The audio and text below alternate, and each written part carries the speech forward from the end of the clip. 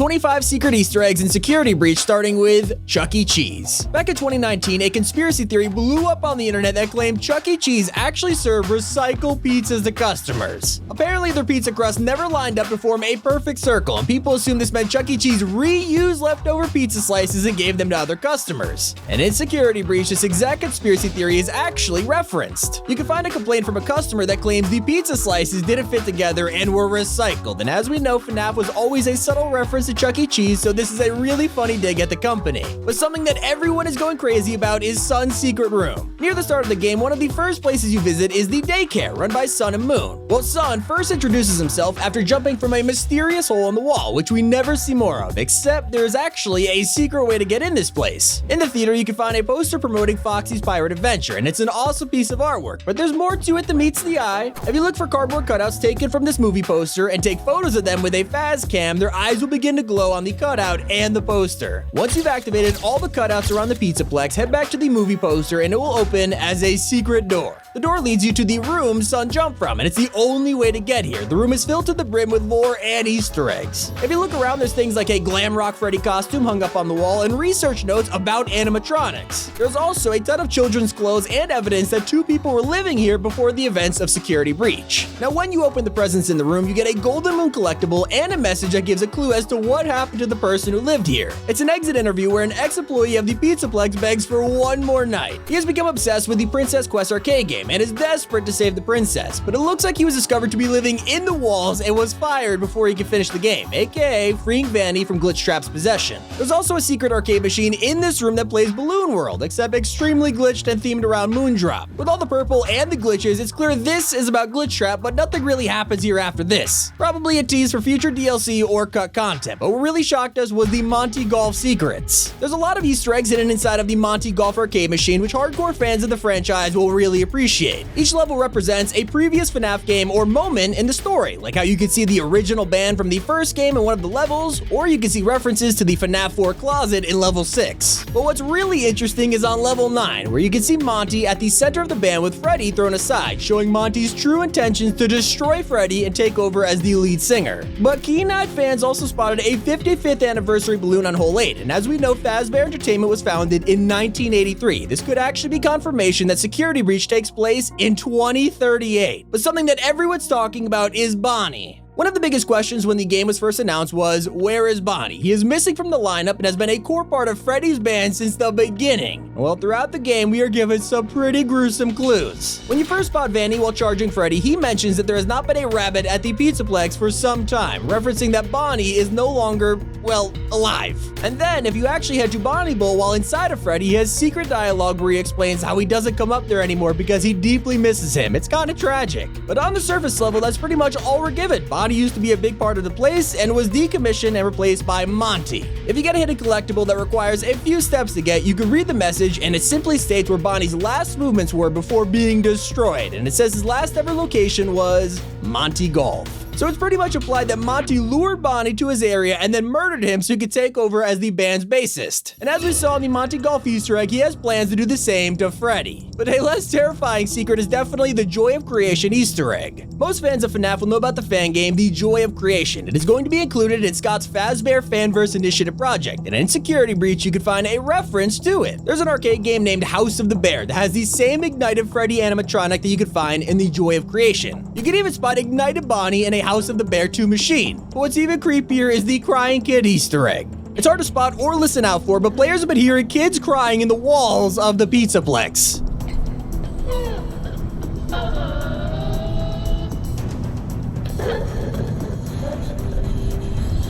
While some people have heard it and assumed it was Roxanne Wolf, others claim they can hear it before you steal her eyes. We have no idea who these crying children are, but it's FNAF. If there's one thing you should expect, it is missing kids. We also love the high score secret. You might have noticed when glancing at arcade machines around the Pizzaplex that they include high scores on them from other players. And the initials are all references to various characters. We have initials for all 4 of the glam rock band with Freddy, Monty, Roxy, and Chica on the list, but there is more, like FS, GJ, VL, RK, FB, and RY. Some people think GJ might be Gregory and VL is Vanessa, hinting at both of their surnames. But others, well, they're kinda tough. Something that's intriguing everyone though is the locked areas. Throughout Security Breach, there are a lot of doors you can find that have a security clearance way higher than is possible to achieve. It's possible that these are being saved for DLC rooms or are going to be in the final game and were cut so that steel wool could meet deadlines. Now people have glitched into these rooms and they have absolutely nothing in them. It is a black void. So I guess we're gonna have to wait to find out, but there's also daycare secrets. Yes, there are a few cool Easter eggs in the daycare. For starters, if you try to head back to the daycare after being banned for life by Sun, he actually blocks you from going down the slide and reminds you that you broke the rules and you're not allowed in. But there's a glitch that lets you force yourself back into the daycare, and once you use it, there's a cool secret here. Head to the button by the security desk and it will replay the cutscene where Sun bans you. But then it actually spawns the animatronics again, and if you have destroyed Roxy, Monty, and Chica, it shows their broken versions, even Monty. An even weirder Easter egg is the endoskeleton army.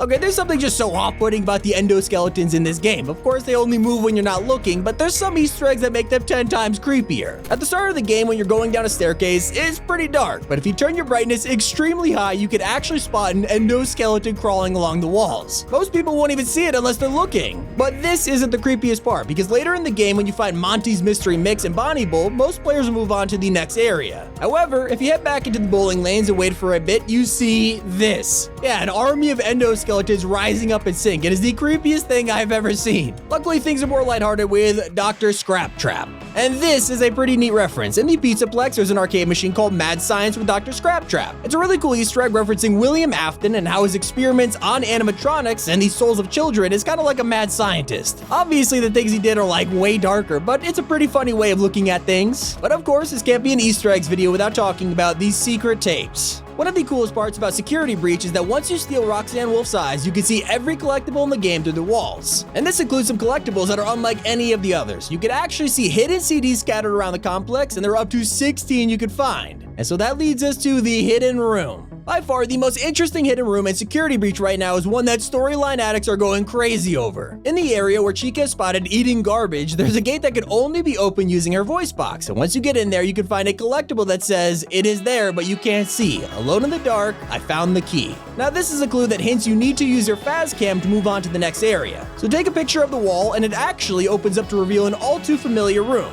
At the Anna Sister location, you can see the room where Michael Afton watches TV, and this is a replica of that exact spot. On the TV, you can see the Fazbear cartoons that Steel will use to tease the game's release date, and you can also find a tape recorder to listen to the CDs you collected. But the most interesting part about the room are a ton of weird symbols on the wall, which took some brain power to solve, but it turns out that this is a secret code, and the way to decrypt it was hidden inside of the Fazbear cartoons. The code says this, and people have tried to analyze it the best they can, but this is FNAF. Everything has 5 possible meanings. But what's really cool is the curse of Dreadbear's secret. Yes, it turns out that it's not just previous games Steel Wool loved to reference, it's also previous DLC. In the tunnels of the Pizzaplex, you can find a lock gate that can be busted using Monty's claws. If you find it and make your way past it, you can discover a room that is a reference to the Curse of Dreadbear DLC for Help Wanted. It's pretty neat. Not as creepy as the binary codes. If you played through Security Breach, you probably saw these strange places in the sewers that had post-it notes and binary messages everywhere. And well, if you translate them, one simply says the word hide, while the others say, "Why is I?" Doesn't make a lot of sense, right? Well, some people think the "Why is I" message could actually be binary sent by Glitch Trap, and that's because of the Afton family. Right above the room with the messages, you can find a creepy place with robots at a dinner table, and anyone who loves FNAF probably connected the dots that these bots all represent members of the Afton family. You can spot Michael Afton and his Fazbear uniform, Elizabeth Afton, aka Circus Baby, as well as Mrs. Afton, aka Ballora. Then William Afton can be seen in a top hat, with the final one being the crying child from FNAF 4, with him being headless. This confirms he's part of the Aftons and was also the victim of the bite of 83. Moving on to a funnier Easter egg, we have Mr. Hippo. I think a lot of us laughed at the part where you can find the Mr. Hippo magnet and both Gregory and Freddy roast him, but this reference goes further. If you get the ending where Freddy and Gregory drive away, you can actually look at the final newspaper and see something interesting. As Freddy has left, you can see that Monty has taken his place as lead singer of the band, but you can see that Mr. Hippo has joined the band as well. Although it's just a funny Easter egg and not canon, of course, but you know, it's still great. Still not as weird though as 6 a.m. One of the weirdest things in the game is when it turns 6 a.m. and you have the choice of leaving the Pizzaplex. As you make your way to the exit, Vanessa actually talks to you over the PA system, saying that you can make your way to the main stage to collect your reward. Now, most people never do this, but if you actually do head to the stage for this so-called reward, it turns out there's nothing there. Either Steel Wool forgot to add it, or Vanessa lied to you so that Moon could jump scare you in time. The Easter eggs get even cooler though with the secret underground location. By far, the most interesting ending of Security Breach is the canon ending. In this, you make your way to the secret underground location where you eventually meet the final boss of the game, Burn Trap. Now, most players will glance at the name of the restaurant and move on, but it turns out this is actually the location of FNAF 6, meaning the Security Breach mall was built on top of it years after it burned down. And that is why William Afton is still inside of this place, waiting to be resurrected. But there's an even cooler part of the pizza place, and that is the Springtrap secret. While most people agree that the final boss battle is a little, underwhelming, you can still get some extra stuff out of it. While Burn Trap is controlling Freddy, you can actually get into the vents, and if you get through successfully, you can view the room Afton is in and actually get up close to him. Now, he doesn't jump scare you or anything, but seeing him up close is so cool. And those are the coolest Easter eggs of Five Nights at Freddy's Security Breach. Hope you guys enjoyed the video. It's been Tommy, and keep it here on T5G.